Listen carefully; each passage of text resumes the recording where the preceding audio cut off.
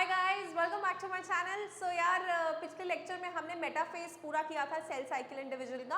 और ये एक ऐसा चैप्टर है यार जो ना मैं आपको बताऊं, ये मियोसिस माइटोसिस हर चैप्टर में घुसी होती है, क्योंकि ये यार सेल का एक फंक्शन है और सेल एक ऐसी चीज है जिससे हर ऑर्गेनिज्म बना हुआ है and biology is all about organisms. तो इसीलिए इस सेल डिवीजन को समझना एक बहुत ही इंपॉर्टेंट टास्क बन जाता है खुद में।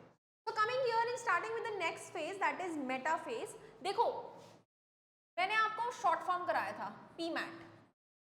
पहला फेज था हमारा प्रोफेज, जिसमें हमने पढ़ा कि क्रोमोसोम्स कंडेंस होते हैं, वो ऐसे कॉर्नर्स में मूव करते हैं, स्पिंडल फाइबर्स आते हैं, एक्सेट्रा एक्सेट्रा, वो सब पढ़ा हमने। ठीक है।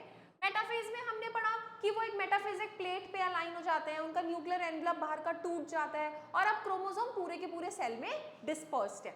एनाफेज में हम पढ़ेंगे कि आगे क्या होता है मेटाफिजिक प्लेट पे अरेंज होने के बाद what's next.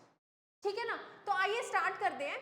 At the onset of anaphase, each chromosome arranged at metaphasic plate is split simultaneously, and the two daughter chromatids, now referred to as daughter chromosomes of the future daughter nuclei, begin their migration towards the opposite pole. ये जो इतनी भारी line लिखी है इन्होंने, इसमें मतलब क्या है?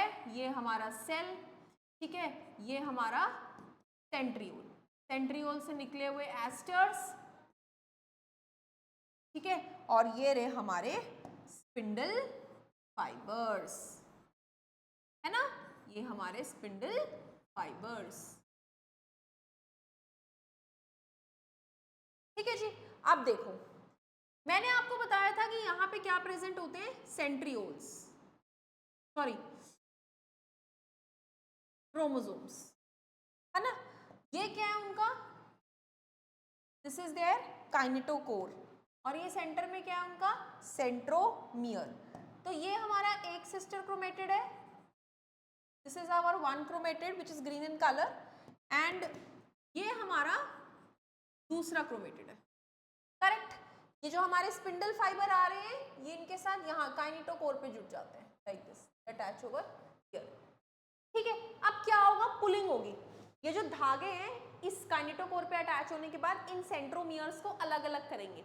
इस तरीके से अलग अलग करेंगे कि सेंट्रोमियर कह रही हूँ, सिस्टर क्रोमैटिड्स को अलग अलग करेंगे इस तरीके से कि जो ये ग्रीन वाला है वो इस तरफ चला जाएगा सिस्टर क्रोमैटिड, जो येलो वाला है वो इस तरफ आ जाएगा। स्प्लिट हो गए दोनों, है ना। और यही बेसिस बनेंगे अगले सेल में जाने के लिए। तो जो पहले बेसिकली इकट्ठे था एक सेल में, वो डिवीजन होने की वजह से स्प्लिट हो गया, वो उधर चला गया, ये इधर आ गया, करेक्ट। और यही दूसरे सेल में जाके अपना अपना एक और काउंटर पार्ट रेप्लिकेट कर लेंगे। क्लियर। आइए पढ़ते हैं। तो ये हमारा इस लाइन का मतलब था कि at the onset of anaphase हर क्रोमोसोम जो मेटाफिजिक प्लेट पे अरेंज्ड होता है वो स्प्लिट करता है। स्प्लिट करने के बाद जो उसके टू डॉटर क्रोमेटिड्स होते हैं, जिन्हें हम डॉटर क्रोमोसोम्स कहते हैं of the future daughter nuclei, मतलब जो आगे आने वाले नेक्स्ट सेल के पेरेंट बनेंगे, वो अपनी माइग्रेशन ऑपोजिट एंड की तरफ मूव करना स्टार्ट कर देते हैं। As each chromosomes move away from the equatorial plate, जैसे जैसे ये इस इक्वेटोरियल प्लेट से अलग अलग होना चालू कर देते हैं, centromere of each chromosome remains directed towards the pole and hence at the leading edge with the arms of chromosomes trailing behind. देखिए कैसे जाता है क्रोमोसोम, इस तरीके से, ये सिस्टर क्रोमैटिड है हमारा एक, कैसे जा रहा है, ये जो इसका सेंट्रोमियर है ये आगे आगे बढ़ रहा है, और ये जो इसकी आर्म्स है क्रोमेटिड की दोनों, ये उसके पीछे पीछे जा रही है। ये मतलब है कि जब भी ये पोल पे जाएगा तो लीडिंग फ्रंट पे कौन होगा, सेंट्रोमियर, और पीछे से कौन कौन जाएंगे, क्रोमेटिड्स। ठीक है जी। Thus, anaphase stage is characterized by the following events. कौन से दो इवेंट्स, एक तो क्या, सेंट्रोमियर स्प्लिट हुआ और क्रोमेटिड्स अलग अलग हो गए, दूसरा क्रोमेटिड्स ऑपोजिट पोल की तरफ मूव करते हैं। कैसे, सबसे आगे सेंट्रोमियर जाता है और पीछे पीछे कौन आता है, पीछे पीछे आते हैं क्रोमोसोम्स के आर्म्स। डन गाइस, ठीक है जी। तो ये था हमारा कैरेक्टराइजेशन एनाफेज का। आप ये डायग्राम देख सकते हो यहाँ पे, ये हमारा वन पोल है, this is our pole number 2, देखिए कैसे ये अपना अलग अलग चले जाए।